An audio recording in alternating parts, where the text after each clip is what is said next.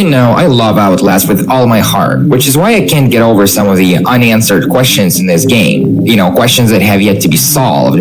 For instance, how come they want everyone to wash their hands, but there's not a damn soap bar to be used? Or how come every garbage bin in the game is empty? You would think garbage bins existed for garbage to be thrown out, but they're just all empty. And his name is John C. And what does Miles' license plate even represent?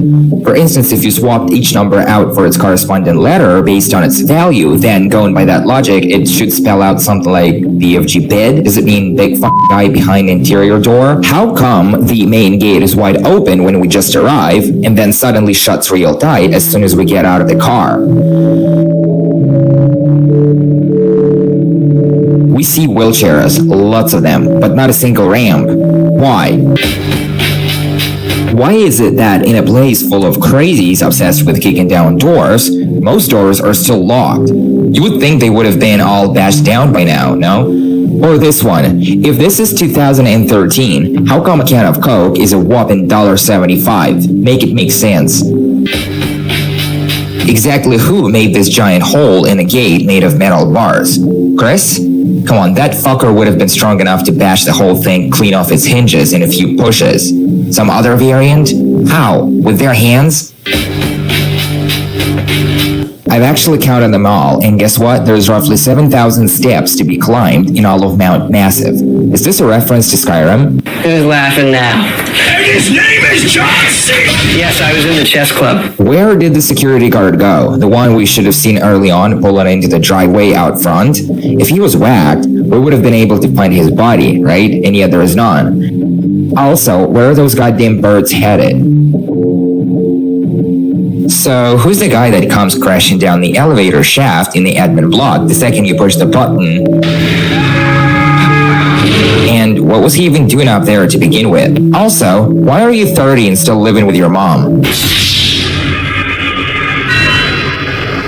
This one is a real mind boggle. Why does Chris Walker enter room A125, the one with the spooked variant holed up in there, and, you know, ranting about it all being Marco's fault and how Walker is going to find and kill them all?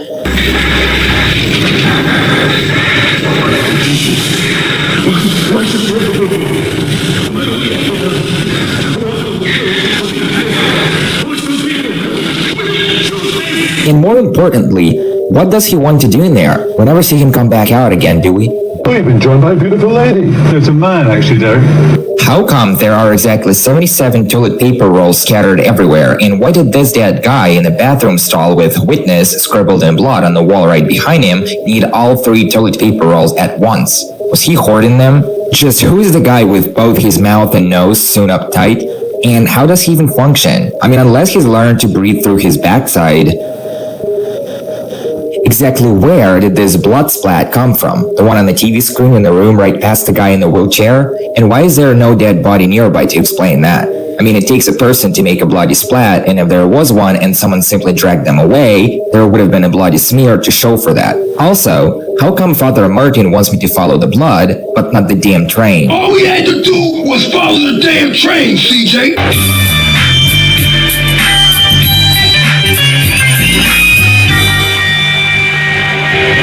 Who was it? Who snapped this lamppost and just left it hanging loose? And why didn't they do the exact same thing to every one of them lampposts? Why does this Markov guy, who doesn't even look like he's on the security detail, have a keycard to security control? How did Padre Martini even slip past the guy in the basement to knock the power out? If the guy with the bat is simply one of Martin's followers, then why was he even trying to kill Miles, who by then had already become Martin's apostle? How come all lockers are always empty? You would think lockers existed to put stuff in them, but they're all empty, all the goddamn time.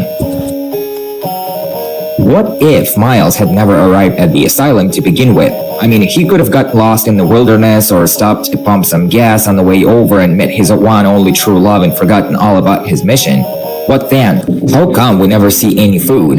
Besides those canned beans and Coke vending machines, of course. Surely all this staff must have had something to eat, no? We see those damn coffee mugs everywhere, but not a single coffee maker. Unless everyone's too broke and have to sip on instant coffee. How do they even make their dough? Who murdered Professor Wainwright? And how do you explain the pen? And how do you explain the fact that the box fell at just the right time? How do you explain the smudge of... If Wernicke is gay, like all available evidence suggests, then why? Why are you gay? Who says I'm gay? How come Walker never tried to kill Billy and contain the situation that way? Would have been a lot faster than sniffing out and murdering every possible host. And if he was afraid the lab would be guarded by the Walrider, then how come he stopped being afraid when he followed Miles down there? But now he's dead. We'll probably sit around and cook some soups and eat bread and desserts and just get all fat and sad. Well, how do you explain no cars in the parking lot? Everyone left before Miles showed up snooping around? Very unlikely in a place crawling with security protocols like Mount Massive. And even the top executive like Jeremy Blair refused to go before the mess was all cleaned up. Fucking driver! Are you gonna tell me that no one, not even the top 5 executives, had a single car available? I find it hard to believe. And what do you even think of no license plates on those Markov Tactical Response Team APCs? Listen, private or not, you're still required to have license plates on your vehicle. Damn, even real-life police and government agencies do, huh? How come Miles never even tried to escape through one of the busted windows in a prison block? It was only, what, on the 2nd floor or something? If the pyromaniac was so serious about burning the whole place down, why did he stop there in the kitchen and not set as many rooms on fire as possible? So let it burn. Burn the whole goddamn thing down. Yeah. By the time you catch up to Father Martini at the chapel, he mentions he had fixed the elevator that will take us to freedom. You are no longer in any danger. I fixed the elevator. It will take you to freedom. But who broke the elevator in the first place? Was it that guy that fell down the shaft? So this lady, Helen Granite, from the Markov Legal Department, I wonder if she's a blonde, redhead, or rocking a bald head. Watch this cat in my arms. It seems harmless and docile. The stuff of a lifetime. Why is the basement all flooded, and how come it hasn't caused any short outs? Like, it's literally that, a basement full of engine rooms, circuit breakers, and all kinds of things running on electricity. Did you grab anything when you walked out the door? I grabbed nothing but 2 Tortino's pizza out of the refrigerator and my doggy, and we left. That's it. I tried to grab some other things. How do you explain that every enemy except, well, maybe some of them, have to kick the doors down whenever there is one in their way? Can't they just turn the knob? It would be faster too. It's going to be areas of Drist and Mizzle. Drist and, what am I saying here? Mist and Drizzle. I literally So, how did the guy who unlocks the door for us to get out of the prison cell even figure it was time? Like, what if he had never shown up or had been whacked before he could get there for us? Would Miles have been stuck in that cell forever? Keep your eye on the little pea. Also, who the is Benny? Apparently someone important enough or his name wouldn't have been scribbled on that wall. And his name is John C. How come Miles never gets poisoned by these green fumes that blow in his face whenever he steps inside one of these decontamination chambers? I mean, it's green. DD mega doo-doo. I'm sorry, man. If this fella is so obsessed with following down the drain, how come he never does? Did this guy die in his wheelchair simply because there was not a single ramp in all of Mount Massive and he just couldn't get out? Also, if variants, or at least most of them, are physically enhanced, not necessarily superhuman level stuff or anything, but still strong enough to bash doors down and stuff, how come Traeger has been able to get so many of them incapacitated and strapped into beds all alone?